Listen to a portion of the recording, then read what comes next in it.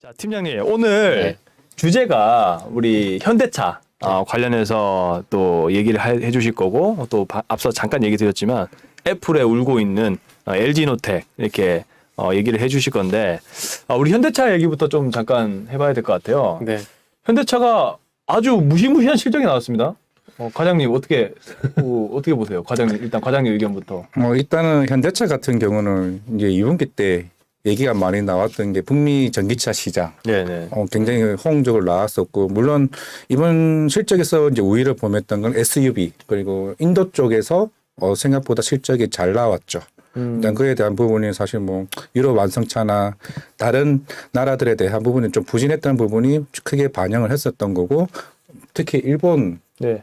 또 사실 하이브리드에서 전기차로 가는 늦게 좀 출발하는 상황에서 현대차가 그 시장을 빠르게 침투했다. 그냥 그런 부분에서 제가 볼 때 좀 긍정적이지 않나라고 생각을 하고 있고, 생각보다 빠르게 움직이는 것 같아요. 전기차 쪽에 시장을 해서 바로 아이오닉 6도 지금 이제 7월 달부터 선주문 예약이 들어간 상태고, 이게 신차를 빨리빨리 교체하는 게 어떻게 보면 현대차가 시장에서 이제 조금 각광을 받고 있지 않나라고 생각을 하고 있습니다. 근데 영업이익이 네. 거의 약 2조대 정도로 예상하지 않았습니까? 깜짝 놀랐죠. 2조 초반? 2조만 넘냐 마냐의 차이였는데 거의 3조 가까이 나와버리는 바람에. 정말 현대차의 지금 위상이 좀 달라지고 있는 걸까요? 그렇죠. 달라지고 있는데 왜 이렇게 주가는 안 오를까?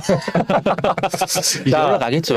그런 부분들을 우리 팀장님께서 네. 어떻게 또 보고 계신지도 얘기를 해주실 것 같은데, 자, 제가 한번 그러면 우리 팀장님께 이제 한번 여쭤볼게요. 자, 실적 발표 이제 했고, 우리 방금 이 얘기가 가장 중요한 것 같습니다. 제가 봐도 정말 엄청난 서프라이즈가 나온 것 같거든요. 제가 봤을 때. 우리 그때 지난주 월요일인가 잠깐 얘기 드렸는데, 뭐 약간 제가 이런 의문을 드린 적이 있어요. 2분기 실적 잘 나올 것 같다. 근데 약간 3분기는 만약에 시장이 경기 침체라면 자동차가 꺾일 수도 있지 않냐. 그런데 네. 팀장님께서는 아니다. 무조건 현대차 매수다. 이렇게 얘기를 하셨던 거로 저는 기억이 나거든요. 자, 네. 그렇다면 자, 실적 부분하고 향후의 흐름하고 한번 좀 얘기해 보시죠. 네, 일단은 저도 실적 보고 놀랐어요. 저도 한 2조 4천억 정도? 그 정도 나와도 정말 잘 나온 거라 생각을 했는데, 도리어 좀 걱정이 되는 게 너무 잘 나와서 이제 발목 잡히지 않을까라는 그런 생각이 좀 들거든요. 그러니까 오히려 피크아웃이 걱정된다. 피크아웃 뭐 그것도 맞는 것 같은데 너무 잘 나오다 보니까 그 뒤에 나온 실적도 아마 잘 나올 건데 2분기가 너무 잘 나와서 네. 3분기, 4분기가 만족 못할까 봐 도리어 그렇죠. 그게 걱정이 돼요 지금. 한 2조 3천억, 4천억 나왔으면은 그 정도 선에서 나오게 되면 한 3분기, 4분기 뭐 그 비슷하게 제가 볼 때 그 비슷하게 나올 거라고 보거든요. 그렇게 나오게 되면은 아마 시장이 좀 만족을 하게 되고 이제 연간 실적을 보게 될 거고, 분기가 아니라 연간 실적을 보게 되면서 차츰 올라갈 건데 2분기 때 갑자기 이렇게 뭐 두더지 잡기식으로 확 올라오니까 또 상당히 놀랐어요. 그래서 지금 뭐 3조라고도 봐야 되고, 뭐 정확하게 보면 2조 9,798억 원 이렇게 좀 얘기를 하고 있는데, 그러니까 결론은 그거예요. 비싼 차 비싸게 잘 팔아먹었다. 요거 제대로 잘 먹힌 것 같아요, 제가 볼 때는. 그러니까 이제 뭐 약간 고마진 전략이 잘 통했다. 그렇죠. 비싼 차 출고를 했는데 그래도 비싸게 더 잘 팔다 보니까 돈을 더 많이 벌게 되는 거죠. 그러면 팀장님 제네시스가 더 잘 팔린 건가요? 아니면은 뭐 이렇게 전기차 기종이 훨씬 더 이렇게 잘 팔겠다고 보시나요? 일단은 둘 다 비등비등해요, 비중은. 비등비등하다. 제네시스도 전체 비중이 5%고 전기차 비중도 전체 5%거든요. 비등비등한데 아까 이화진 과장님 잠시 얘기해 주셨는데 그러니까 SUV 있잖아요. 그러니까 저는 SUV 매력 아직 모르겠어요. 모르겠는데 모르겠다. 예. SUV가 그렇게 많이 잘 팔리고 있다 보니까. 근데 혹시 텔러라이드 봤어요? 실물? 기아차 아닙니까? 기아 텔로라이드. 기아. 근데 그게 어떻게 들어간지 모르겠는데 제가 한번 어디 성남 쪽 넘어가다 텔러라이드 봤어요. 처음에는 뭔지 모르고 봤다고, 와, 수입 뭐 지프인가? 뭐 어딘가 해가지고 수입차 하여튼 되게 이쁜 애들 봤는데 그게 텔러라이드라고요. 차가 되게 이뻐요. 되게 이뻐. 예전에 어떤 느낌이냐면은 이게 팰리세이드 처음 딱 출고가 됐을 때 이거 약간 미국 감성? 미국 감성? 그러니까 대지를 달려가는 그런 감성이 있었거든요. 근데 텔로라이드가 딱 그런 느낌이 들더라고요. 거기다 색깔이 또 까만색이 되다 보니까 약간 웅장한 느낌 나고, 어찌 보면 좀 와일드한 미국 사람들이 좋아할 만한 디자인이다 이런 생각이 좀 들더라고요. 미국이 원래 SUV를 좀 좋아하지 않습니까? 그쵸. 픽업트럭하고 SUV를 상당히 좀 좋아하죠. 근데 그게 아마 이게 소위 미국 사람들의 어떤 성향이 될까요? 이게 좀 많이 반영이 되는 것 같아요. 그렇겠죠. 조금 카우보이적인 이런 그 옛날에 광야를 뛰어놀던 그런 게 있다 보니까 이제 말에서 이제 SUV 픽업들하고 SUV 쪽으로 가는 것 같은데 어쨌든 SUV를 상당히 많이 팔아먹었어요. 그래가지고 SUV가 좀 아시겠지만 승용보다는 좀 비싸잖아요. 네. 그러다 보니까 아무래도 조금 그 부분이 다 실적으로 좀 반영이 좀 됐다라고 좀 보는 게 맞지 않을까 생각이 들고 그래서 이거를 그 현대차 홈페이지 들어가서 이걸 좀 퍼왔거든요. 네. 왔는데 이번에 보게 되면은 전반적으로 보면 이게 세모가 그거예요. 세모가 이 전년 동기 대비해서 줄어들었다는 얘기거든요. 네. 보면은 유럽하고 인도 쪽 빼고는 다 줄어들었어요. 다 줄어드는데 그럼에도 해도 실적이 잘 나왔다. 이게 잘 나온 건 조금 전에 말씀드렸지 그건 거죠. 비싼 차 비싸게 잘 팔아먹었다. 그게 아니면은 해석이 안 되는 상황입니다. 만약에 뭐 북미 쪽도 그렇고 국내도 그렇고 이게 전년 동기 대비해서 늘었다라면은 그 이해가 되지만은 어쨌든 전반적으로 전체 다 이게 좋지는 않았지만은 판매량은 그렇게 좋지 않았었지만은 어쨌든 질적인 부분들이 양적 성장이 아니라 질적인 성장을 상당히 잘했다는 점 보는 게 맞을 것 같고요. 그리고 요거는 아까 조금 전에 이제 손동희 대표님 궁금해하신 부분. 네네. 이게 현대차 홈페이지 가서 보니까 다 이게 PPT 잘 해놨더라고요. 그래서 다 켜졌던 거예요. 네.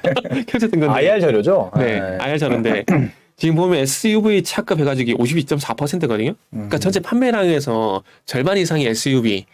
그러니까 비싼 차들이 많이 팔렸다는 거죠. 여기에 GV80도 포함이 되고, 그쵸. GV 그 제네시스는 제외를 시켰더라고요. 제네시스가 5.4%인데 여기 보면은 5.4%, 5.4% 두 개가 있죠.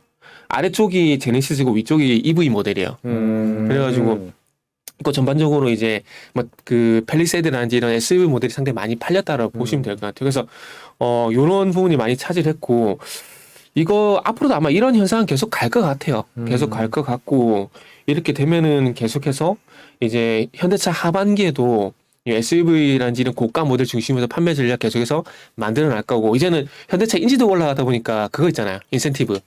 네, 맞아요. 이게 좀 떨어지다 보니까 그것도 다 마진으로 반영이 되는 것 같아요. 마진 반영되고 또 중요한 건 이제 환율 효과. 네. 이것도 상당히 좀 많이 받더라고요. 전년 대비 6,410억 정도? 이렇게 늘어났는데 여기도 보면은 보세요. 팰리세이드, G90, 아이오닉 5, GV60. 그러니까 지금 보시면 G90 빼고는 다 그거예요. SUV 모델. 그러니까 이제 전략이 SUV 쪽으로 많이 바뀌었다. 고가 차종과 그리고 이제 SUV 쪽으로 많이 전략이 많이 바뀌었다라는 거죠. 그래서 이런 전략을 계속해서 많이 만들어 갈 것이고 이게 환율이 환율이 많이 내려갔잖아요. 근데 그 대신 수입 그 원자재 물가도 같이 올라갔잖아요. 네. 그럼에도 불구하고 환율 효과만 전년 대비 6,400억의 이익을 봤다. 근데 매출 원가율도 그렇게 많이 올라갔어요. 매출 원가율이 네. 전년 대비해서 오히려 1.7% 떨어졌어요. 어떻게 이럴 수가 있는 거죠? 그러니까 어찌 보면은 이게 현지 생산 효과도 분명히 좀 있다라고 현지 생산 효과. 효과도 봐야 되겠죠. 아무래도 이게 여러 가지 요인들이 많이 반영되겠지만은 이게 인건비도 많이 생각을 해야 되거든요. 근데 이 얘기하면 노조가 별로 안 좋아할 것 같은데 국내보다 해외 쪽이 인건비가 싸요. 그렇죠. 그렇겠죠. 그렇겠죠. 네. 예. 인건비가 싸요. 그러다 보니까 매출 원가율이 조금 떨어진 요인들이 있고 그리고 반도체 문제가 되게 심각했잖아요. 근데 이거를 제가 봤을 때는 예전에는 제가 그 생각을 했어요. 그 기억나죠? 이재용 부회장하고 정의선 회장이 만난 적이 있어요. 네. 그러면 서로 협력하겠다 그런 기사가 나온 적이 있었거든요. 네네. 근데 그때는 솔직히 이해를 못했어요. 왜 만나지? 서로 시너지 효과가 낮게 있을까를 생각했는데 이게 시간 지나서 보니까 이건 음모론적인 얘기예요. 예. 아마 정의선 회장이 만나서 형 우리 반도체 좀 줘. 반도체 우리 좀 줘. 아마 이렇지 않았나 좀 싶어요. 그래서 아마 그 삼성전 파운드리 쪽에서 아마 차량용 반도체 생산된 것도 아마 현대차 쪽으로 많이 들어가지 않았을까? 형 근데 좀만 싸게 줘. 많이 사갈게. 좀만 싸게 줘. 많이 사갈게. 뭐 이러지 않았나 생각이 들어요. 이거는 뭐 제 여담입니다. 제 여담이고 그런 식으로 좀 원가율을 낮춘 게 아닌가 라는 그런 생각이 좀 들어요. 거기다가 이제 환율이 1200 평균적으로 1260원대니까 아마 이 부분도 좀 많이 크게 좀 작용이 됐고 그래서 여러 가지로 이해 안 될 만큼 현대차 입장에서는 여러 가지 우호적인 조건들이 상당히 많았었다는 거죠. 그래서 이런 부분들 때문에 현대차가 좋았었다라고 좀 보시면 될 것 같고요. 그래서 개인적으로 이번에 현대차 2분기 실적을 2012년 2분기 실적하고 저는 개인적으로 좀 비교를 좀 해보고 싶은데 2012년. 네, 2012년 2분기 상당히 멀죠. 거의 10년 전이잖아요. 이게 현대차 거의 피크 끝물일 때, 피크 끝물일 때거든요. 이때 마지막으로 현대차가 그 2조 5,370억 요거를 찍고 그때부터 이제 떨어지기 시작, 실적이 이제 떨어지기 시작 피크아웃 됐었거든요. 근데 그때와 어찌 보면은 거의 모르겠어요. 저 개인적으로 상당히 좀 유사하다고 생각이 들어요. 지금 찾아서 말씀드릴 건데 실적적인 부분들 보게 되면은 그때는 어찌 보면 좀 양적 성장에 좀 주력을 했었고 지금은 또 질적 성장에 좀 주력을 하고 있다는 생각이 좀 드는 게 아무래도 2012년까지는 현대차의 강력한 경쟁자가 도요타, 일본 업체들이잖아요. 그러다 보니까 일본 업체와 좀 경쟁을 하기 위해서는 비슷한 성능에 좀 가격을 싸게 가야 된다. 그러다 보니까 우리가 동일본 지진 효과를 상당히 많이 봤었잖아요. 그래서 그런 부분이 있다 보니까 이 일본 업체들이 가지고 있던 그 자리를 현대차가 좀 많이 가져오게 되면서 판매량도 많이 늘리게 되고 그러면서 점유율을 넓힐 수 있는 계기가 됐었거든요. 그때 당시에 영업이익률이 11% 정도 됐었고 오늘 이번에는 영업이익이 8.3%. 판매 대수는 이번에는 97만 대인데 그때는 111만 대거든요. 판매도 더 많고 영업이익률이 더 높은데 영업이익은 이번이 더 잘 나왔어요. 그러니까 어찌 보면 현대차의 전략이 어느 시점부터 싸고 질 좋은 차가 아니라 우리도 그렇죠. 비싼 차 좋은 차 할 수 있다. 고급화 전략이죠. 고급화 전략이 고급화 전략을 했었는데 그게 이제부터 먹혀 들어가고 있고 그게 전반적으로 이제 퍼포먼스가 나오고 있다라는 거죠. 근데 이 퍼포먼스가 제가 봤을 때는 단기간에 끝이 나지 않을 것 같다라는 거죠. 잘 아시겠지만 완성차 같은 경우도 현대차의 어떤 항상 완성차 업체 벽이 되는 것들이 물론 일본 차도 있지만은 독일 차잖아요. 그렇죠. 고기차 고급화에 밀려가지고 조금 점유율이 못 가져오는 그런 부분이 있었는데 이제 그런 부분도 크게 걱정할 필요가 없이 유럽 쪽 같은 경우는 뭐 전기차 보면서 이미 BMW 제낀 상황이거든요. 그렇기 때문에 앞으로 아마 고가 전력도 상당히 잘 먹힐 거라 생각이 들고 그때 당시 같은 경우 비교를 해보자면은 그때 당시에는 국내에서 판매된 물량이 상당히 큰 비중을 좀 차지했었습니다. 근데 지금은 국내보다는 해외 쪽으로 많이 비중이 커진 상황이고 그때는 승용차 중심의 뭐 소위 말하는 소나타 이상급의 뭐 그랜저라든지 그리고 EQ900 이런 것들로 통해서 그 중대형 승용차 여기에 전략이 상당히 그 비중이 컸었는데 지금은 반대로 어찌 보면은 이제 SUV 이쪽으로 많이 옮겨갔다는 부분인데 이것도 화면 좀 같이 보시면서 말씀드릴게요. 지금 보시면 지금 한국과 지금 미국의 판매량을 보게 되면 한국과 중국 비중이 더 많아요. 한국과 중국 비중이 더 많은 네. 상황이고 미국과 유럽 비중이 한국과 중국 비중에서 상당히 좀 낮은 상황이라는 거죠. 그러니까 조금 전에 말씀드렸듯이 2012년도 같은 경우에는 아무래도 내수 쪽에 상당히 많이 치중을 했었고 네. 국내 생산에 상당히 많이 치중을 했었던 부분들이 이렇게 좀 확인이 되는 부분들이고요. 그리고 여기 보시면은 차급별 판매 비율을 보게 되면 여기 보면 59%가 소형 승용차예요. 그러니까 이때 당시에는 그냥 싸고 좋은 차 네. 이게 거의 주력이었다라는 거죠. 근데 현대차 이미지가 이번에 상당히 많이 바뀌었다라는 거죠. 요 때는 이렇지만은 지금 여기 보게 되면 얘는 올해 같은 경우는 이제 2분기 때 1분기도 마찬가지고 2분기도 마찬가지고 작년 2분기도 마찬가지고 이제 SUV 거 고가 모델 쪽으로 많이 전략이 옮겨갔다라는 부분들 그래서 볼 수 있을 것 같은데 근데 이렇게 좀 다름에도 불구하고 왜 현대차 올해 2분기와 2012년 2분기를 비교를 하냐면 어찌 보면은 이렇게 비슷하게 볼 수 있는 부분들이 차종은 틀리지만은 어쨌든 고급화 전략을 가져가고 있다는 부분들. 그러니까 고급화 전략으로 넘어가게 되면서 그러니까 2008년, 2009년 대비해서 2011년도까지, 2012년도까지 갔을 때 승용차 중심이었던 고급화 전략이 먹혀나가는 시기였었고 지금은 이제 승용차가 아니라 SUV라든지 전기차 모델 쪽으로 키워나가게 되면서 그쪽에서 이제 고가 전략 모델이 이제 먹혀나가는 그런 흐름이 거의 비슷하다라는 거죠. 그리고 양쪽에서 그때 당시에도 좀 이따 얘기 말씀드려야 될 부분인데 2분기 실적이 상당히 잘 나오게 되면서 하반기에 어떤 걱정했었냐면은 그때 당시에도 경기 침체 우려에 대한 걱정을 했었어요. 네네. 근데 이번에 현대차가 실적 발표를 하게 되면서 컨퍼런스콜에서 하반기 경기 침체에 대한 우려감들도 제시를 했었거든요. 그래서 그런 부분들을 보게 되면 하반기에 걱정하고 있는 부분들이 그때도 마찬가지고 지금도 마찬가지고 그때 2분기에도 실적이 예상보다 잘 나와서 피크였었고 지금도 마찬가지 피크였거든요. 어찌 보면은 약간은 조금 비슷할 수가 있다라는 거죠. 너무 잘 나온 실적이 너무 잘 나왔고 너무 잘 나온 상황들 속에서 더 좋아질 것이다가 아니라 하반기가 좀 걱정이 된다라는 얘기가 나오고 있다는 것들은 좀 비슷할 수 있다라는 거죠. 그러다 보니까 저는 개인적으로 2012년 2분기와 지금 2022년 2분기가 좀 비슷하지 않을까 그런 말씀을 좀 드리고 싶은 거죠. 그래서 일단은 그러니까 경기 침체의 같은 그 거시적인 환경 자체가 지금이랑 조금 유사하다. 그리고 영업이익 수준도 좀 비슷하고 그리고 또 그 조자 공장에서 엄청난 또 혜택을 이번에 주더라고요 현대차한테. 그런 부분도 앞으로 좀 현대차 장기적인 어떤 부분에서 조금 비용 절감이라든지 그러니까 예를 들면 네네. 팀장님 말씀대로 현재 고급화 전략이 계속 잘 통하고 있고 그리고 전기차도 미국 내에서 인기가 많고 근데 또 이제 뭐 미국 내에서도 생산 공장도 돌아가고 이러면 이제 비용적인 측면도 좀 아낄 수 있고 이렇게 하면 좀 장기적인 전망이 좀 괜찮을 것 같다는 생각도 저도 그러니까 드네요. 저도 그 동의해요. 그러니까 얘네들이 2분기 너무 잘 나오다 보니까 이게 시장에서 기대감이 너무 커질까봐 그걸 좀 진화시키는 것 같아요. 제가 볼 때는. 네네. 그러니까 속으로는 웃고 있지만 겉으로는 아닌 척? 저는 그렇게 현대차가 좀 그런 전략을 좀 가져가는 그런 생각이 좀 들거든요. 2012년 2분기 같은 경우에는 이게 그때 그 기억나시죠? 그 그리스가 파산하니 많이 그런 얘기가 있었잖아요. 그래서 남유럽 재정위기. 예, 예. 예, 예. 그래가지고 그게 한 2012년도까지 계속 발목이 잡혔었잖아요. 네, 그렇죠. 그래서 그런 얘기도 있었고, 그다음에 중국 경제에 대한 경착륙에 대한 얘기도 있었고, 그리고 그러면서 이제 인도란지 벌어질 경기 침체 우려 이런 것들이 분명히 있었거든요. 그래서 이런 측면에서 보게 되면 그때도 이제 피크 찍고 이런 우려감들 때문에 그때는 실적으로 조금 꺾이는 부분이 있었고, 지금도 마찬가지로 하반기 그 경기 침체 우려감 예. 어찌 보면은 소비가 좀 위축될 거라는 그런 부분들이죠. 그런 걱정들이어도 공통점이라 봐야 되는데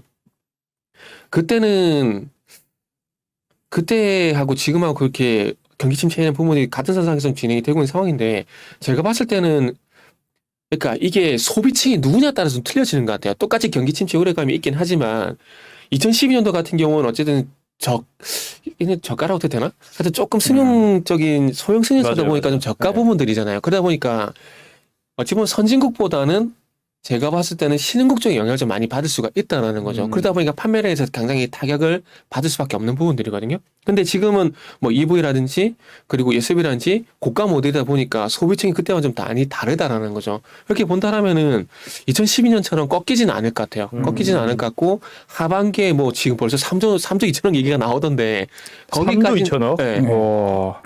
벌써 증권사에서 3조 2천억 나오더라고요. 이 네, 리포트가. 녹토가 올렸어요. 네, 나오던데 뭐 거기까지는 아니더라도 아마 2조 5천억 이상은 나오지 않을까라고 생각이 저는 들어요. 계속 들고 이게 어찌 보면 저는 그렇게 생각하는 부분들이 결국 하반기 경기 침체 우려를 생각하는 게 구매력하고 공급망 이슈거든요. 네. 근데 저는 공급망 이슈와 구매력 이슈 두 가지 측면에서 봤을 때 저는 걱정을 안 해도 된다라고 생각을 해요. 그러니까 이 원자재 가격이 계속 올라갈 것인가 말 것인가 이걸 어찌 보면 현대차 입장에서 걱정을 해야 되는 부분들이거든요. 근데 저는 이게 조금씩 안정을 찾아가고 있다라고 봐요. 이 원자재 가격을 결정적으로 이제 잡을 수 있는 부분들이 전 두 가지라고 생각을 하는데 하나는 우크라이나 사태고 하나는 달러화 흐름이라 봅니다. 영역은 틀리지만은 제가 우크라이나 쪽을 본 이유가 뭐냐면 결국 뭐 그 이전부터 원자재 가격이 좀 올라가긴 했지만 이게 피크를 찍게 만든 건 제가 봤을 때 우크라이나 전쟁이라 생각이 들거든요.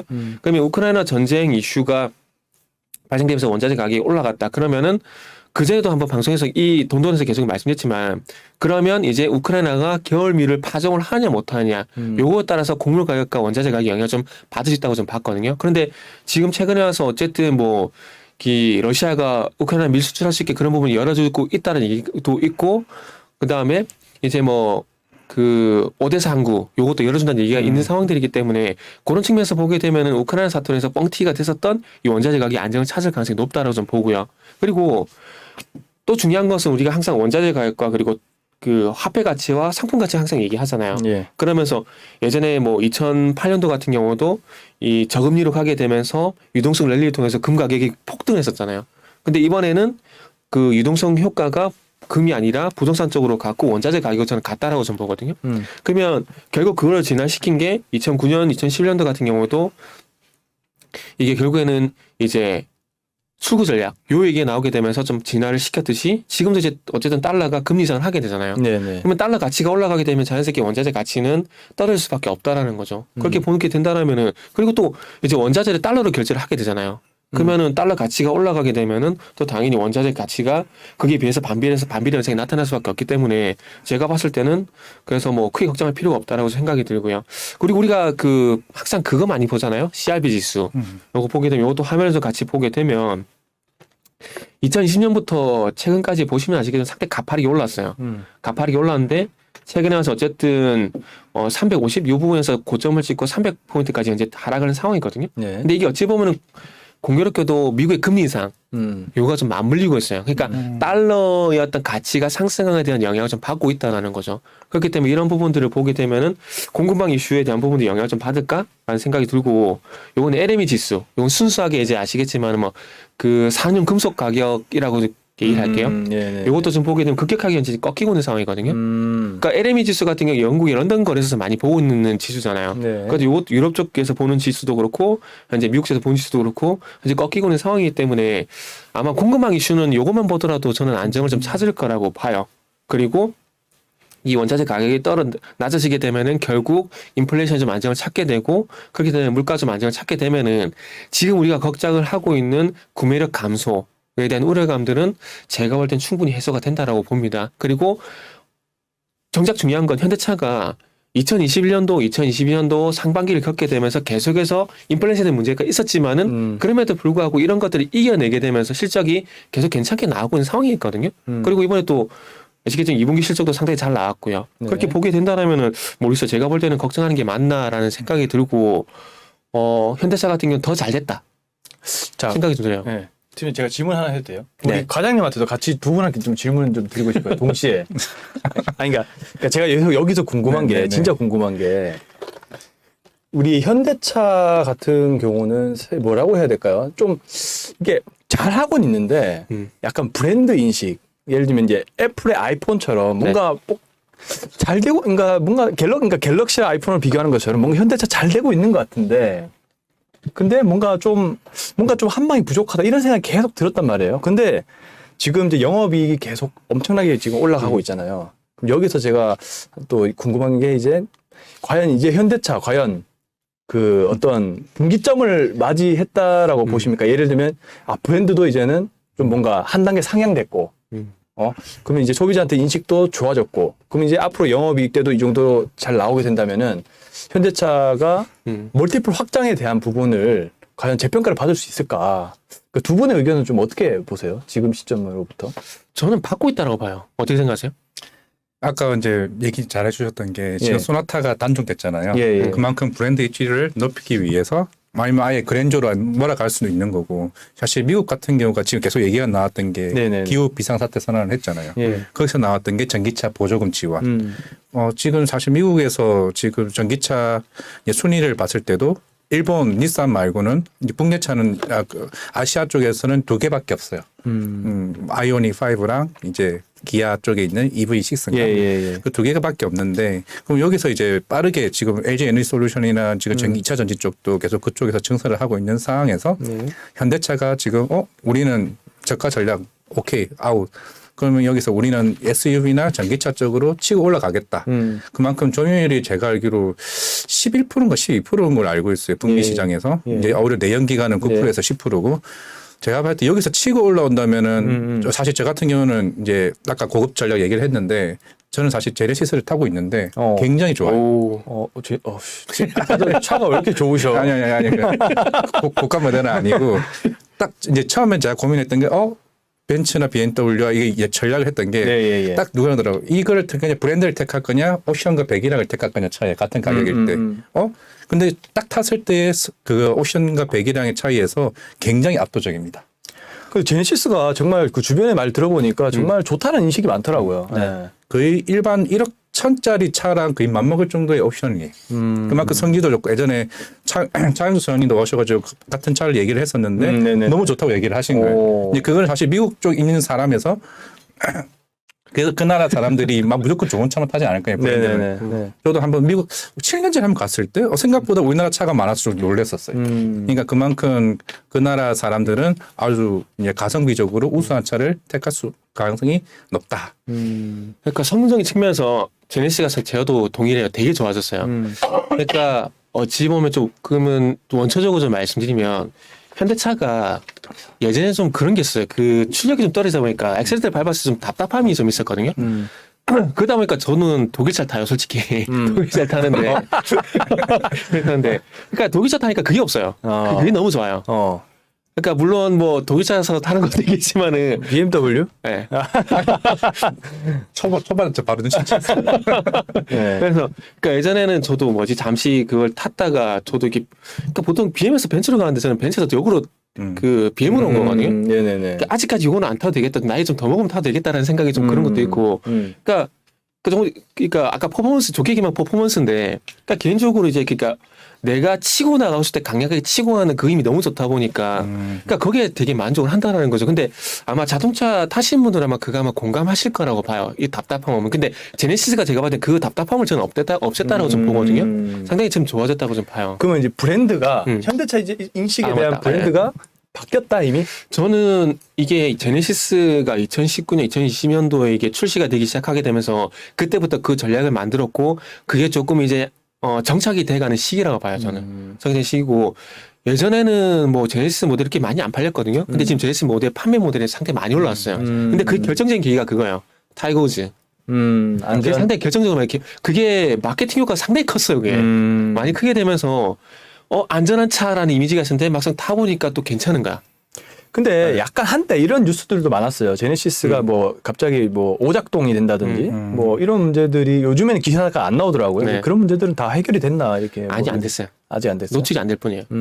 그게 저는 개인적으로 그 현대차가 이번에 EGMP 이거 만약에 그 내연기관차의 오류가 똑같이 생기게 된다면 저 현대차 망한다고 봐요. 그래서 제가 봤을 때는 그 내연기관차가 가지고 있던 그 이미지를 빨리 씻어내기 위해서 저는 이 전기차 쪽으로 갔다라고 보거든요. 아무래도 부품이나 이런 구성이 좀 단순하잖아요. 전기차가. 그러면 그런 오류는 좀 많이 적을 수도 있겠다라는 생각이 드네요. 그렇죠. 오류가 있는데 이제 그러니까 기존에 가지고 있던 엔진 문제들, 우리가 잘 알고 있지만 GD 엔진 같은 경우는 아시겠지만 노킹 현상이라 가지고 그 문제가 분명히 있었거든요. 근데 그런 문제가 있다 보니까 거기에 대한 어떤 그 뭐라 해야 됩니까? 충당금이라나요? 그거를 미리 다 반영을 시키게 되면서 맞아요, 전략적으로 맞아요. 전기차 쪽으로 갔거든요. 근데 전기차 쪽에서 지금 현재 문제가 되고 있는 부분들이 이게 갑자기 단어가 생각이 안 나네. 난 생각이 안 나는데 그 전기차 그러니까 외부에서 고출력의 전기가 들어오게 되면서 이게 저전원으로 바꿔주는 그 교류 장치가 있어요. 근데 그 인버터라고 하나? 인버터라 그러나? 아무튼 그건 뭐잘 생각나 모르겠네. 말씀드릴게요. 네.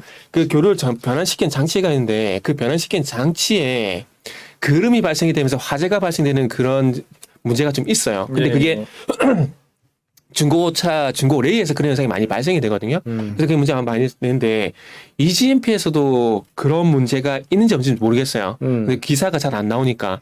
근데 그런 문제를 잡았는지에 대한 부분도 좀 중요하고, 그리고 아시겠지만 이 전자제어 장치가 많이 되다 보니까 MCU 문제, 요거 때문에 계기판 오류가 상당히 많이 발생이 돼요. 아, 네. 근데 그게 초창기에 저도 많이 문제가 많이 발생이 됐었어요. 네. 그러다 보니까 그 문제를 과연 제대로 잡았나? 라는 생각이 좀 들어요. 근데 자동차 오류라는 건 뭐 BM도 마찬가지고 벤츠도 마찬가지로 발생이 되거든요. 근데 요즘은 기사가 좀 많이 안 나온 이게 없는 건지 안 나오는 건지 모르겠지만 그 문제만 깔끔하게 해결이 됐다라면은 뭐 G80도 그렇고 GV80도 그렇고 저는 괜찮은 차라고 좀 보거든요. 그리고 유럽 쪽 같은 경우도 현대차가 상당히 인지도가 많이 올라갔어요. 많이 올라가서 독일 같은 경우는 지금 현재 상반기에 유럽 그 국가별 판매량을 보게 되면 독일에서는 5위고요. 영국에서는 1위고 프랑스 4위고 스페인 1등, 폴란드 2등, 네덜란드 1등, 포르투갈 2등, 스웨덴 2등, 노르웨이 2등, 덴마크 1등. 와, 진짜 많이 올라갔네요. 많이 올라갔죠. 유럽에서 상당히 많이 올라갔어요. 많이 올라갔기 때문에 현대차가 i7 그 i30인가요? 그거 외에 상당히 좀 안 먹혔었거든요. 근데 최근에 와서는 유럽 쪽 같은 그 뚫기 힘든 유럽 쪽 같은 경우도 많이 뚫었고 이번에 독일 같은 경우도 현대차 디젤 게이트 태클 걸었잖아요. 제가 봤을 때는 그거는 시샘이라고 봐요. 경계심 같은 거고. 네, 경계심을 봐요. 그 본고장인 그 맞죠? 자동차의 본고장인 곳에서 점유율이 그렇게 많이 치고 올라오면. 치고 오니까 무서운 거죠. 지금 미국 쪽 같은 경우도 전기차 같은 경우는 뭐 테슬라 넘사벽이고 거기에 지금 아까도 그 과장님 말씀해 주셨지만은 2등이잖아요. 2등이고 지금 보시면 아시겠지만 유럽 쪽 같은 경우 이렇게 판매량이 많이 올라온 상황이기 때문에 요것만 보더라도 제가 봤을 때는 이 현대차에 대한 인식은 많이 바뀌었다고 봅니다. 그렇기 때문에 이 인식이 쉽게 꺼지지는 않을 것 같고 또 이제 아시겠지만 지금 그 아이오닉 6 이게 3분기에도 출시가 될 거거든요. 네. 근데 아까도 말씀했지만 상당히 호평받고 있어요. 디자인에 대해서.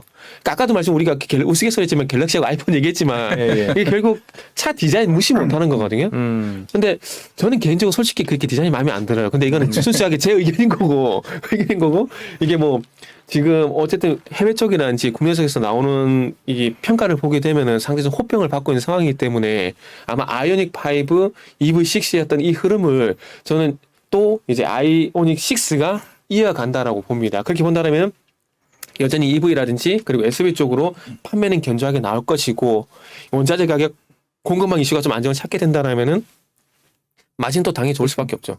그렇기 때문에 저는 하반기 현대차 전망 여전히 괜찮다라고 보고 저는 개인적으로 24만 원은 무조건 가야 된다고 봐요. 24만 원은. 24만 원면 50%인가? 40%, 30%. 네, 그 정도 무조건. 이게 왜냐면은 제가 2012년도를 네. 계속 비교한 이유가 뭐냐면 2012년도에 분기 기준으로 봤을 때 영업이익이 2조 5천억 정도 발생이 되고 2012년도 연간 영업이익이 8조 4천억이었거든요. 근데 그때 당시에 아시겠지만 23만 원 지지 5만 원 정도 박스권 흐름이 나왔었어요. 그러니까 24만 원 전후 주가 형성이 됐다라는 거죠. 그러면은 단순 계산으로 다른 거 다 제외하고 실적이라는 것만 보고 단순 계산으로 보게 되면은 현재 이 현대차의 주가는 24만 원 이상 놓여 있어야 정상이라는 거죠. 그렇기 때문에 지금 한 18만 원 정도 되는데 저는 개인적으로 이 2조 원대 영업이익만 유지가 된다고 하더라도 저는 24만 원까지 충분히 올라갈 수 있다. 가야 된다. 그렇게 생각을 하는 거죠, 저는. 자, 알겠습니다. 자, 우리 팀장님께서 이제 이렇게 얘기를 하다 보니까 너무 현대차 얘기를 많이 나누게 된 것 같아요. 아무래도 중요하니까. 근데 또 우리 팀장님께서 준비해 오신 게 또 애플과 LG 노트에 관련된 소식도 있거든요. 근데 이제 시간이 조금 이제 많이 지났기 때문에 우리 이 부분은 조금 좀 그 간단하게 정리를 하셔서 이제 얘기를 해 주시면 좋을 것 같고. 근데 이 부분도 조금 짚고는 넘어가야 될 것 같아서 한번 좀 얘기를 좀 드릴게요. 이거는 개인적으로 두 분께도 좀 여쭤보고 싶은데 그 LG 노텍의 지금 현재 주가에 대해서 두 분은 어떻게 평가하는지 그게 좀 저도 궁금해요. 아마 이거는 역공 들어오시는 겁니까? 역공이 아니라 어차피 세 명의 전문가가 있으니까 재밌네요. 네. 세 명의 전문가가 있으니까 다양한 의견이 나올 수가 있는 거잖아. 현대차 같은 경우는 아마 제 개인적인 생각인데 현대 같은 경우는 저희 세 명이 큰 이견이 없다라고 보여, 그죠? 네. 아무래도 그죠? 지금 자체도 좀 저평가돼 있는 부분이 있으니까. 근데 LG 노텍은 좀 맞죠? 좀 다를 수도 있다라고 다를 수도 있을 것 같아요. 좀 달라요. 저는 개인적으로 먼저 말씀을 드리면은 저는 그 LG 노텍이 결론부터 말씀드리면 그 이론 주가의 함정에 좀 빠질 수 있다라고 좀 보거든요.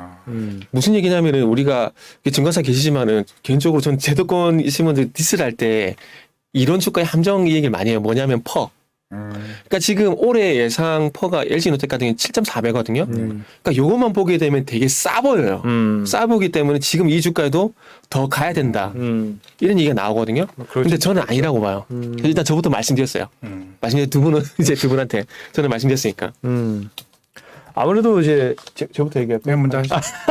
저는 그냥 간단하게 저는 얘기 드릴게요. 일단은 일단 주가가 일단은 기본적으로 40만 원을 찍고 이렇게 내려간 상황이기 때문에 우선은 경계를 좀 해야 된다라고 저는 생각이 듭니다. 기본적으로는 저는 이제 그런 입장을 가지고 있고요. 네. 저는 LG 이노텍보다는 삼성전기. 이것도 저는 똑같네요. 네. 사실 이제 저는 이제 시장을 보는 게 이제 내년쯤에는 자율주행 쪽으로 얘기를 좀 생각을 하고는 있어요. 물론 LG 이노텍 아이폰 좋죠, 다 좋은데 사실 이런 시장에 대한 흐름은 어떻게 보면 기존에 시장에서 어느 정도 알려져 있던 상황이고 계속 아이폰에만 치우칠 수는 없다. 그리고 최근에 삼성전기에서 사이버 트럭 테슬라 쪽에서 5조 확정 공시는 모르겠습니다만은 이게 또 내년에 이제 레벨 3 단계 이쪽으로 지금 이제 자율주행으로 서서히 나갈 거고 이제 2 단계에서 3 단계에 나가면 카메라가 5개에서 한 8개 정도 늘어난단 말이에요. 그럼 화만큼 성장 자체가 50% 이상 늘어나게 된다 그러면은 삼성전기, MC넥스 이쪽으로 해서 카메라 모듈 위주로 해서 자동차 전장 산업의 크기가 더 파이가 더 커지지 않을까. LG 이노텍 이제 많이 해먹어. 사실 우리나라 주식시장에서 무슨 장기입니까? 그리고 이 얘기를 좀 받아서 말씀드리면 저는 개인적으로 MC넥스가 이제 현대차 1차 밴드가 될 가능성이 높다라고 보거든요. 근데 그 부분이 아직 많이 부각이 안 되고 있는 상황인데 그리고 저는 삼성전기를 좋게 보는 건 뭐냐면 다른 거 없어요. 삼성전자가 움직인다. 그것 때문에. 왜 그렇게 생각을 하냐면 저평가돼 있네요. 두 분도 아시겠지만 삼성전기를 떠나서 우리가 반도체 기판 얘기 많이 했잖아요. 작년에 많이 얘기하게 되면서 대덕전자라든지 심텍이라든지 코리아 서킷이라든지 이런 정보 되게 잘 갔거든요. 근데 삼성전기만 유독 못 갔어요. 맞아요. 유독 못 갔어요. 그래서 어찌 보면은 그 전문가들한테 개미지옥 삼성전기가 그런 종목이었거든요. 그런 종목이었는데 근데 그렇게 될 수밖에 없는 게 삼성전기가 많은 좋은 것들을 많이 하고 있지만 결국 삼성전자 그늘에서는 못 벗어났다고 봐요. 그러다 보니까 단적으로 차트를 보게 되면 삼성전기하고 삼성전자하고요. 길게 보면은 2011년도 1월 달부터 지금까지 보게 되면 차트가 거의 똑같아요. 거의 똑같고 최근만 보더라도 6월 달부터 어제 지난주 금요일까지 보더라도 차트가 상당히 똑같거든요. 그러니까 이것만 보더라도 삼성전자 근에서 못 벗어난다라는 거죠. 그리고 그러다 보니까 삼성전자가 움직여 얘 이놈은 움직이는구나 라는 생각이 들 수밖에 없기 때문에 최근 또 삼성전자가 어쨌든 바닥 전 다졌다고 보거든요. 다졌다 보는데 삼성전자가 움직이다 보니까 저는 개인적으로 이제 삼성전기가 이제 삼성전자를 따라서 움직일 가능성이 상당히 높기 때문에 지금 상황에서는 이노텍보다는 삼성전자가 더 낫다라고 보는 거죠. 그리고 이게 그 LG노텍 같은 경우는 전 개미지옥이 이론주가의 함정 좀 전에 말씀드렸듯이 퍼 이게 그 LG노텍 같은 경우는 그러니까 2020년도부터 보게 되면은 실적이 그러니까 이번 올해 예상치까지 보게 되면 한 1.5배 정도 좋아졌거든요. 네. 좋아졌는데 주가는 한 5배 정도 갔어요. 그럼 제가 봤을 때는 이게 현실 가치 대비 미리 우리가 기대하고 있는 가치가 너무 좀 앞서갔다라고 좀 보는 거죠. 맞아요. 물론 맞아요. 퍼 관점에서 봤을 때 7.4배 물론 싼 건 맞거든요. 싼 건 맞는데 이게 지금 이제 40만 원까지는 상황 속에서 저는 그냥 퍼 이것도 중요하지만 뭐 같이 얘기할 때는 그냥 무조건 실적만 놓고 봐요. 실적 놓고 봤을 때 실적이 과연 오른 주가만큼의 과연 실적이 받쳐주느냐 그렇게 봤을 땐 저는 아니라고 좀 보거든요. 그렇기 때문에 만약에 LG노텍이 만약에 33만 원, 32만 원을 못 지키고 이탈하게 된다. 그렇게 됐을 때 이 이론 주가의 함정이 빠지게 되면은 그렇게 되면 퍼가 더 낮아지게 되잖아요. 그러면 맞아요. 7.4배에서 6배로 떨어지고 5배로 떨어지겠잖아요. 그럼 그럴 때마다 계속 이거는 싸다 얘기를 하게 되면은 개미식에 발 담궈서 계속 쓱 빨리 들어가는 것처럼 계속 그런 상황이 나올 수가 있거든요. 그래서 개인적으로 그런 부분이 좀 안타까운 상황이 좀 발생이 될 수 있지 않을까라는 그런 걱정이 좀 되다 보니까 LG노텍은 오늘 솔직히 좀 좋은 얘기보다는 좀 안 좋은 얘기를 드리려고 했던 거죠. 그러면 이제 그 애플이 아이폰도 있지만 우리 보시면 이제 또 메타버스가 또 이제 환경이 네네. 구현되고 있고 애플도 보시면 이제 XR 기기라든지 네네. 이런 기기도 이제 만드는 것 같은데 앞으로 어떻게 보세요? 이쪽 관련해서? 그러니까 그거예요. 네. 그러니까 지금 제가 이론주가의 함정이라고 말씀드리고 싶은 게 지금 앱 이노텍의 차트를 보게 되면 요게 2021년 11월 11일부터 상승이 나오게 되면 30만 원 돌파가 됐거든요. 근데 이 돌파가 된 이유가 뭐냐면은 방금 말씀하셨듯이 메타버스에 대한 기대감 때문에 이렇게 올라갔다라는 거죠. 이게 어찌 보면 2022년도에 애플의 XR기가 출시가 될 거라는 그런 기대감 때문에 주가를 이만큼 올렸다라는 거예요. 그런데 지금 애플 쪽에서 얘기 나오는 걸 보게 되면은 XR기기 1세대, 2세대 얘기가 나오고 있는데 1세대가 올해도 아니고 내년 초반에 나온대요. 내년 초반에 나오는데 이게 중요한 게 또 바로 상용화가 아니라 테스트 제품이랍니다. 그러니까 테스트 제품이기 때문에 몇 대 출고가 안 될 가능성이 상당히 높다는 거죠. 네. 그럼 만약에 테스트 기기가 나오게 되고 출고량이 별로 많지 않게 된다라면은 여기에 또 실망감을 해서 주가가 아래쪽으로 흘러내릴 수도 있다라는 거죠. 그 2세대 XR 기기 그쪽으로 현재 그 카메라 공급사 현재 논의 중 확정이 아니라 2세대 XR 기기 공급 업체로서 현재 논의 중이라는 거예요. 네. 논의 중이라는 거. 그래서 이런 측면에서 보게 된다라면은 너무 섣부른 기대감이 어찌 보면 주가를 30만 원 이상 뛰어났다라는 거죠. 그러니까 어찌 보면 제가 볼 때는 조금 아슬아슬하게 그러니까 구름다리를 걷고 있다 그래야 되나? 조금 그런 30만 원 이상의 어떤 주가 유지가 된다라는 것들이 전 그런 느낌이 좀 있다라는 거죠. 그렇기 때문에 저는 조금 이 30만 원 유지가 될까? 라는 관점에서 보게 된다면 아닐 수 있다라는 좀 보는 거고요. 그리고 항상 그런 게 있잖아요. 주가라는 게 시장이라는 게 예상치 못한 자그마한 거에서 변화가 발생이 되는 거잖아요. 그렇죠. 그러니까 LG노텍 같은 경우도 이번에 애플에 보시면 아시겠지만 경기 침체 우려에서 긴축 경량 이게 어찌 보면 저는 개인적으로 아무것도 아니라고 생각이 되거든요. 물론 앞으로 안 좋아질 가능성이 있기 때문에 당연히 기업 입장에서 할 수도 있다라고 보지만 이게 자칫 애플 이런 이슈 때문에 LG노텍을 바라보는 시선이 조금 부정적으로 바뀌게 되면서 자그마한 균열이 생길 수 있다는 거죠. 근데 그 자그마한 균열이 내년에 이제 풍차 이야기처럼 이게 커질 수가 있다는 거죠. 그러면서 LG노텍의 어떤 투자 심리는 조금씩 약해지게 되면서 어느 순간 흘러내리는 그런 계기가 될 수 있고 그리고 결정적으로 만약에 XR기가 올해 출시가 되는 게 아니고 내년으로 넘어가게 되는데 그 나온 것도 좀 전에 말씀드린 대로 테스트 기기 정도 수준으로 떨어지게 된다. 그리고 XR기기 1에는 카메라 모듈이 LG노텍에 안 들어가요. 중국 제품 들어간다 그러더라고요. 맞아, 그런 얘기 나왔던 것 같아요. 그렇죠. 중국 제품 들어간다는 얘기가 있거든요.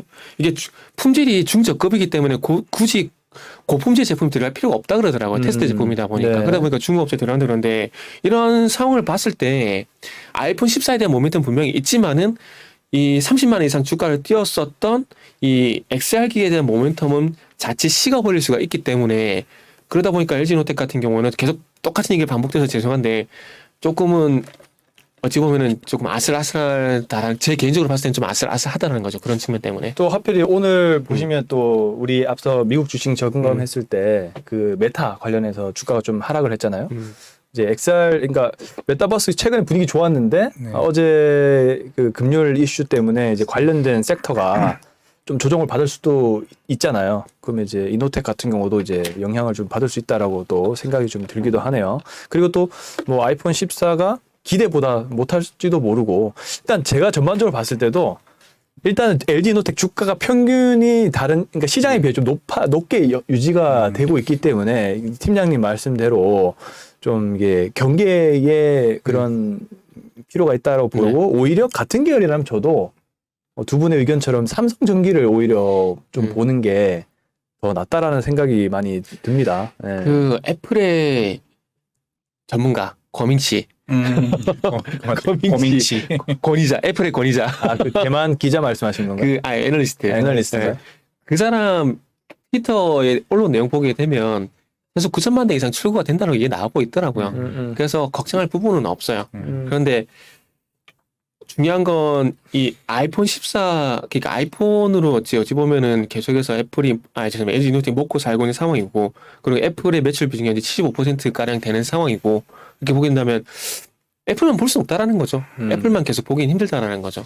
그렇게 위해서 레벨업이 됐었던 XR 기기가 있는데 그 부분이 제대로 되지 않게 된다라면은 뭐 어렵지 않을까? 그런 생각이 좀 들고요. 그래서 또 한 가지 더 고민이 되는 부분은 우리가 좀 매출 구조가 좀 단조롭잖아요. 네. 좀 전에 말씀했지만은 지난 1분기 기준으로 보더라도 애플 매출 비중이 74.8%거든요. 너무 높아요. 그런데 만약에 애플이 그럴 리는 없다라고 믿고 싶지만은 네. 매출 저 다변화.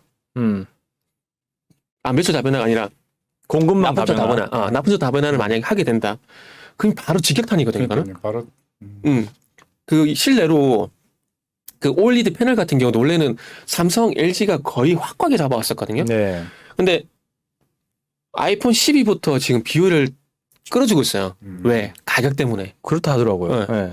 이번에 그 두 분 다 아시겠지만은 그 BOE가 그 품질 문제 맞나요? 그것 때문에 납품처에서 아웃이 됐다가 다시 들어왔어요. 맞아요. 이번에 들어왔죠. 네, 다시 들어왔잖아요. 이게 유리 없는 일이라 애플 쪽에서 유리 없는 일이라 그러더라고요. 맞아요. 네. 근데 그게 결국엔 가격 때문이거든요.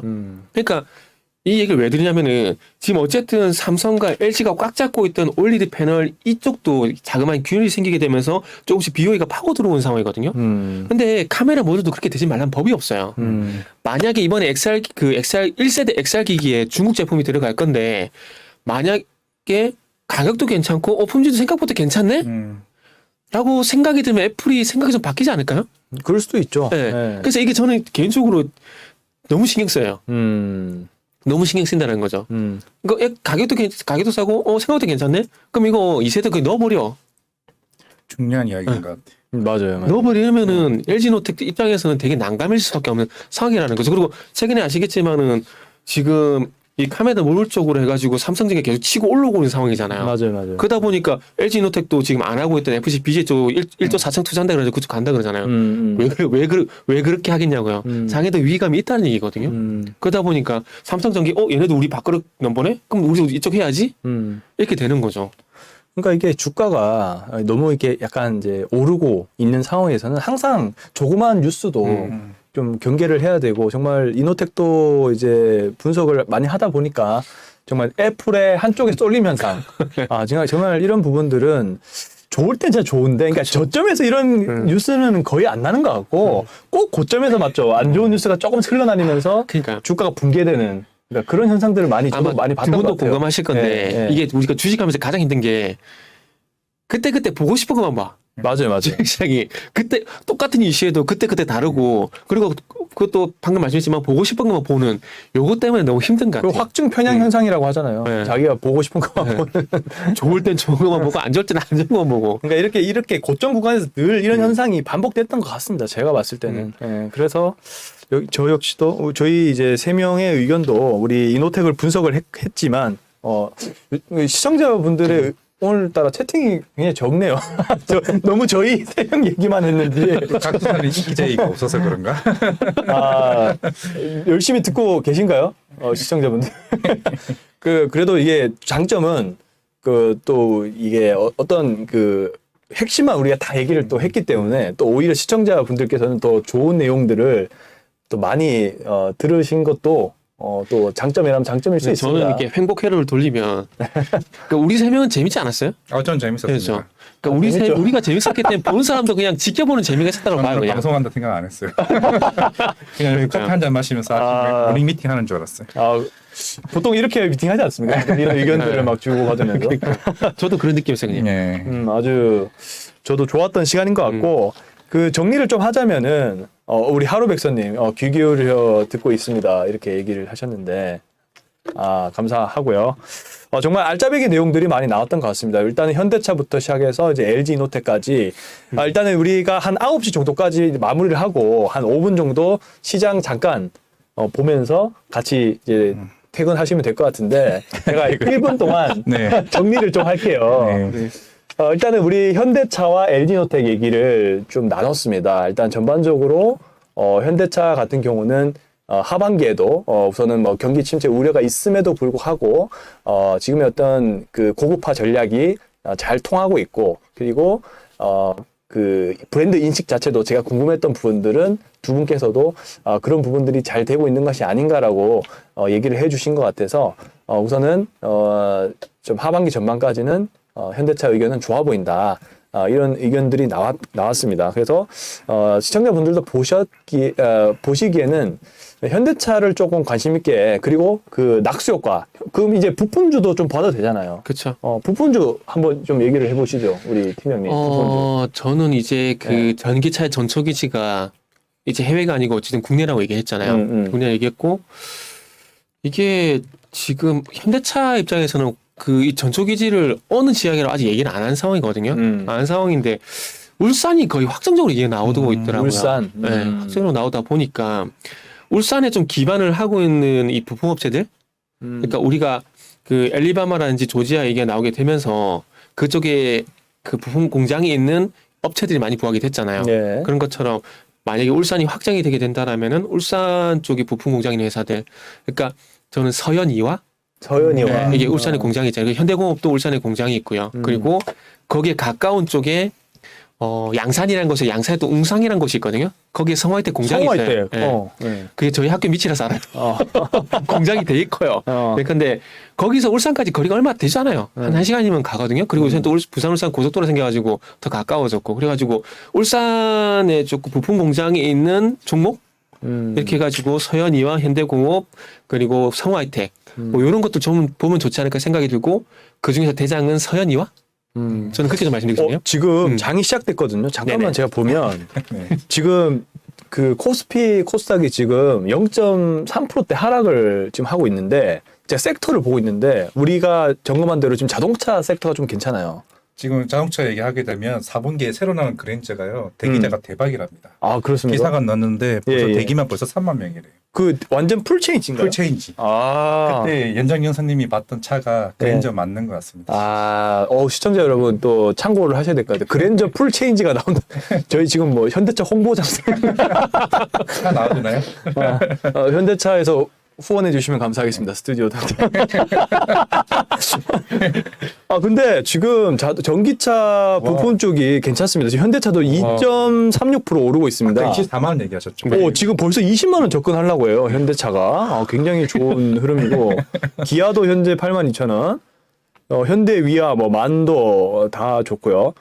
근데 또 하나 보면 오늘 원숭이 뒤창 관련된 주가 또 굉장히 많이 오르네요. 네, 맞죠. WHO에서 비상사태 선언을 하면서 이 진단키트 관련된 섹터가 또 강한 모습을 보여주고 있습니다. 미코바이오메드가 15%, 진매트릭스가 한 7%, 녹십자 MS 뭐 5% 이렇게 또 이제 시작하고 있네요. 그다음에 또 코로나19 관련된 섹터도 이거는 그건 것 같아요. 묶어서 그냥 바이러스 테마나 봐야죠. 바이러스 테마. 바이러스 테마 하죠. 이러면 괜히 또 우리나라 시장만 안 좋아지는 거예요. 그 봤어요? 또 바이러스 또 새로 나온 거? 마버그 바이러스? 마버그 바이러스 알죠. 지겹다 이제. 지긋지긋하게 정말 계속 나오는 것 같아요. 지긋지긋하게. 그리고 이 시장이 우리 현대로템 또 대박 났지 않습니까? 탱크. 폴란드 쪽에 게이트 전차. 오늘 보면 이 방산 쪽도 그 흐름이 좋습니다. 현재 이건 또 이 수소차도 이게 지금 자동차 섹터를 묶여서 관련된 부품주들이 좋고 UAM도 어차피 뭐 방산이니까 뭐 한국항공우주 그다음에 하나시스템 우리 또 서현이아도 이게 UAM으로 묶여 있네요. 서현이아도. 근데 서현이아가 1.3%, 1.1% 평화홀딩스도 이제 그래 봐야겠죠. K2. 평화홀딩스도 K2예요. 그러니까 평화산업하고. 지금 평화산업도 10%대 상승하고 있더라고요. 네. 이게 아시겠지만은 거기에 K2 쪽으로 부품 납품하고 있잖아요. 평화산업이. 자, 그래서 지금 일단은 전반적으로 시장은 일단은 지금 코스피는 또 양전환했습니다. 이게 아마 자동차 영향인 것 같아요. 자동차 영향으로 현대차, 기아차가 매우 좋은 흐름을 보여주고 있는데 이렇게 안 좋은 시장 가운데 그래도 현대차가 하나의 또 희망이 되고 있는 오늘의 그 상황입니다. 우선 장비가 조선도 괜찮아요. 조선도요? 조선 하면 진짜 LNG 할 얘기 되게 많은데. 그거는 또 다음에 해주시고. LG 에너지 솔루션이 내일 모레 그거 되죠. 보이에서 풀리죠. 네. LG 에너지 솔루션이요? 네, 1,000만 주. LG 에너지 솔루션 2% 넘게 빠지고 있는데 지금 주가 빠지고 있습니까? 그때 저번 주에 오신 주식 선물이 또 오늘 상장돼요. LG 에너지 솔루션 열심히 매도치라고 이게 선물 매도치라고. 참 여러모로 참 불리한 재밌는 시장인 것 같아요. 여러모로 불리한 현재 상황인 것 같고요. 또 에코프로 BM 뭐 2차 전지 쪽도 나쁘지 않네요. 맞다. 아까 LNF가 아까 화재 어젯밤에 네네 맞습니다. 이것도 LNF 중요한 화재는 소식이라서 지금 아예 담당자가 해명 공시를 내는 것 같기는 한데. 네. 근데 주가는 생각보다 조정을 크게 받진 않네요. 일단은 0.94%로 현재 하락을 하고 있는 상황입니다. 자, 5분 정도 이렇게 시장을 점검을 해 봤는데요. 이 정도로 오늘의 시장을 보시면 될 것 같다는 생각입니다. 계속적으로 오늘은 하루 종일 장이 계속 이렇게 우상향하는 흐름은 아닐 것 같고 섹터별로 좀 좋은 흐름이 그러니까 차별적인 흐름으로 좀 대응을 하시는 게 개인적으로 좋겠다라는 생각인데 그 중에서도 오늘은 좀 자동차 쪽으로 한번 공략을 해보시면 어떨까라는 생각이 드는데 어떻게 좀 이렇게 마지막으로 과장님 또 하실 말씀 있으십니까? 오늘 재밌네요. 사실 진행은 모르겠고 그냥 편하게 대화할 수 있어서 저도 오늘 팀장님 오늘 처음 뵀는데 굉장히 열정적이시죠. 목소리가 성시경 부산 성시경 느낌이었어요. 그런 말씀도 처음 혹시 성시경? 성시경 계속 들으면서 굉장히 딕션 좋다 이러면서 처음 들어요. 오늘은 조금 말이 되게 빠른 듯한 느낌을 받았는데 뭔가 되게 급해 보였어요. 뭔가 하실 말씀이 워낙 항상 준비를 많이 해오셔가지고 이래서 진행자 역할이 중요한가 봅니다. 마음을 편안하게 해줘야 되는데. 아니 곽수산 앵커가 있으면은 이제 제가 봤을 때는 하실 말을 다 못하고 하시는 것 같아요. 오늘은 하여튼 원래 팀장님께서 되게 준비를 너무 많이 해오세요. 그래가지고 평소에도 굉장히 오시면 굉장히 열정적으로 설명을 잘 해주시는 편인데 오늘도 그런 현대차 관련해서 굉장히 준비를 많이 해오셨던 것 같고 우리 또 팀장님 마지막으로 하실 말씀 있으시면 한마디 해주시죠. 마지막이요? 일단 시장 대응 잘했으면 좋겠네요. 그리고 이게 소위 말하는 그거 안 했으면 좋겠어요. 반등시 매도. 요거 안 하셨으면 좋겠어요. 저는. 반등시 매도? 네. 그럼 어떻게 해야 됩니까? 그러면 홀딩. 그냥 계속 홀딩 해보자. 언제까지요? 본인 수익 날 때까지요. 그럼 너무 비책임한 말씀 아닙니까? 비책임하요? 비책임. 아니 근데 지금 저뿐만 아니라 저도 마찬가지거든요. 저는 조금 2,600포인트 조금 빨리 들어가가지고 종목들이 물려있는 상황인데 네네. 저는 모르겠어요.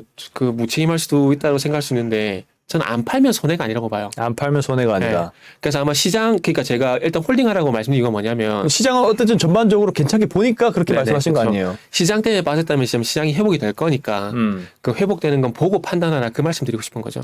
근데 이게 이 얘기만 한마디만 좀 더 했으면 좋겠는데 저도 이제 하반기는 조금 수급적인 부분들이 괜찮아질 거로 보는 게 몇 가지 조사를 하다가 일단은 처음에는 가장 좀 유리한 게 우리 그 법인세 인하 네. 이거 이슈 있을 수 있고 그리고 또 연말에 그 양도세 없잖아요. 100억으로 올렸지 않습니까? 그것도 연말에 우리 11월 되면 막 그 뭐 세금 때문에 막 대주주를 매도치고 막 그러잖아요. 그것도 해서 저는 하반기 괜찮을 거고. 근데 또 하나 옵션이 하나 더 있더라고요. 그거 아세요? 그거? 그 우리 퇴직연금 네. 디폴트 제도 도입된 거 아세요 혹시? 그 처음 듣네요. 아 이건 모르시네. 원래 우리나라 퇴직연금이 사람이 빈틈 있어야죠. 이거 되게 신나네. 빈틈 보이니까 말 안 한다 그래도 이게 막판에 신나가지고. 아니 이게 원래 우리 가만 냅두면은 다 그 안전자산으로 다 편입을 한다 하더라고요 퇴직연금을.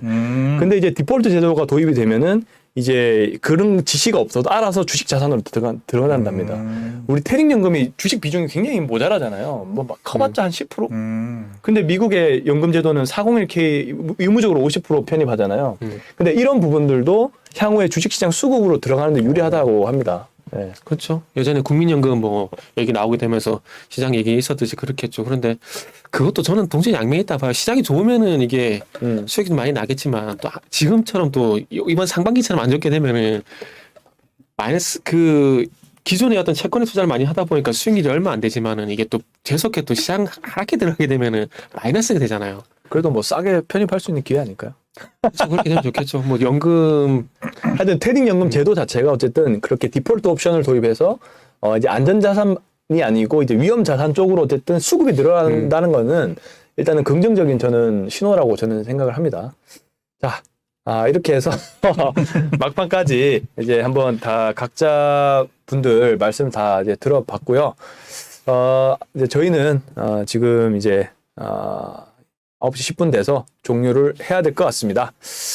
자, 스튜디오 던던 오늘 어땠는지 잘 모르겠지만 시청해 주셔서 감사드리고요. 저는 또 내일 이 시간에 아침 8시에 또 찾아뵙도록 하겠습니다. 우리 과장님은 수요일 날 뵙겠습니다. 수요일 날 뵙는 걸로 하시고 네. 저는 다음 주 월요일 뵙겠습니다. 팀장님은 다음 주 월요일 뵙는 걸로 하고 다 같이 인사하면서 마무리하도록 하겠습니다. 시청해 주셔서 감사합니다.